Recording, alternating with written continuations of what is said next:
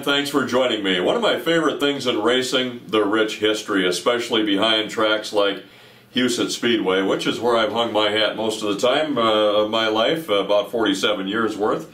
First pulled in there in 1968. Every year the Huset Speedway Hall of Fame night comes around. Once a year they induct, the Huset Speedway Hall of Fame committee inducts the new members into the Hall of Fame.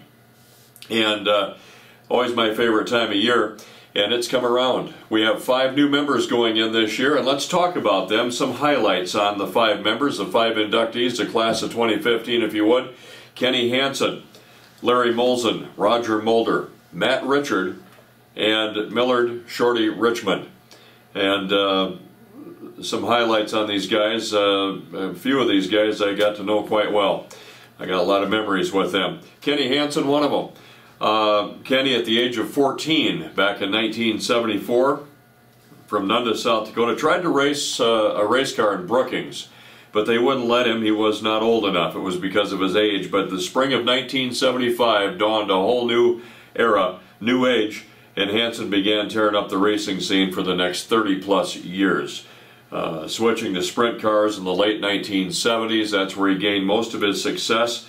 In 1992, that was a big year for Kenny. He won the 410 Sprint Car Championship at Huset Speedway, but it was actually a 5th place finish in 1992 that he's most proud of, and that was coming in 5th at the 1992 Knoxville Nationals, the granddaddy of all sprint car races. I'll never forget that 1992 season for Kenny. Kenny and his wife Chris live in Nunda, where they farm and raise cattle there. Second member going in this year, Larry Molson, and if not for a fire at his Lamar's, Iowa garage back in 1969, circle track racing maybe never would have heard of Larry Molson. He was big in drag racing at the time. He lost his entire operation, his dragsters and so on, and he had to make a decision. And fortunately for the Huset Speedway crowds, he chose to go oval racing, and history at the famed track will would forever help write his story. He had the number 00 car. That was the number he chose. He stayed with that number for his entire racing career. Molson got behind the wheel of a 6-cylinder modified, which was a very popular car at that time. He brought the 00 6-cylinder to Huset Speedway, and he almost immediately won a track championship in 1974. And then after that championship, Molson decided to take it up a notch, and he moved up to the top class. He bought a super modified from Hall of Famer Bill Mellenbert. And 2 years later, he again took the 00 car to a track championship in the track's highest division. 1977, a nasty crash at Hartford Speedway in Hartford, South Dakota would end his season and would end his career. Molson made it very clear that his wife had seen enough after that crash, and he knew it was time to quit after spending 2 days in a Sioux Falls hospital. Molson and his wife Sharon live in Hinton, Iowa, and they'll be celebrating their 50th wedding anniversary coming up in August. Next member going in, Roger Mulder. Mulder, a pioneer in sprint car racing. It was at the time when the super modifieds were making the transition to sprint cars that he was in his heyday. But he also ran a variety of fendered cars, if you would, not the open wheel cars. That's where he actually gained most of his success at Huset Speedway. Mulder grew up in Larchwood, Iowa, got behind the wheel of his first race car in 1967. He was a constant, though, in sprint car racing in the area in the late 1970s. He quit racing regularly following the 1982 season. He would get back in a car for the final time in 1983. He raced at the 1983 Cheaters Day. I remember that event well at the Sioux Empire Fairgrounds in Sioux Falls. Mulder still works at Mulder & Son Sandblasting and Painting company in the north part of Sioux Falls. And he and his wife Dana live in Valley Springs.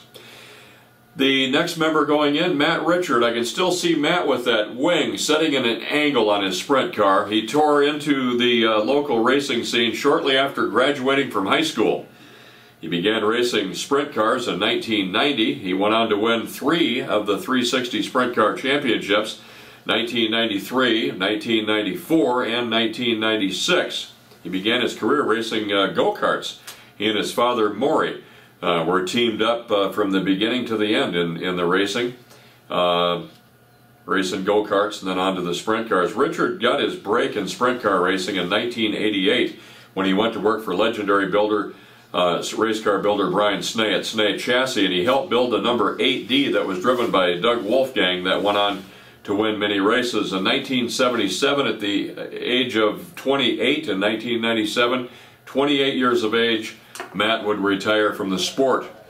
And he now lives in Mount Vernon, Washington, just north of Seattle, where he works as a job foreman for a company there, Tanco Engineering. I caught up with Matt about 5 years ago.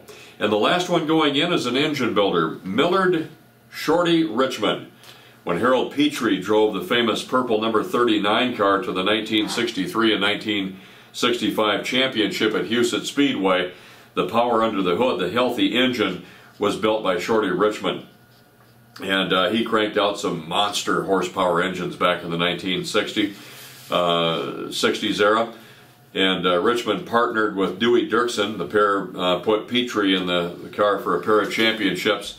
And Richmond, much more than an engine builder, he knew every aspect of the race cars, and he would serve as a mentor in the pit area. The Watertown native died in 1979, and but his racing legacy continues today. For Outside the Oval, that's a look at some big history. I'm Mark Tassler.